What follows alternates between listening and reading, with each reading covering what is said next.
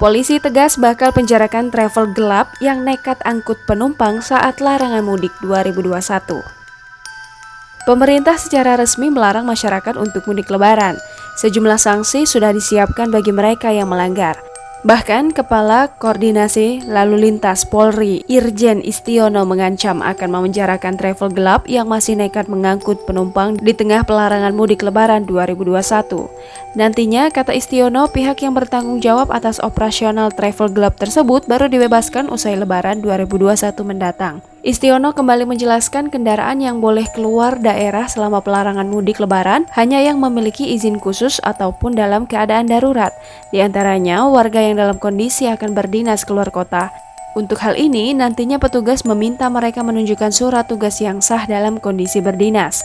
Selain itu, masyarakat yang tengah mengalami kondisi berduka karena ada sanak keluarga meninggal dunia atau sakit juga diperbolehkan melintas.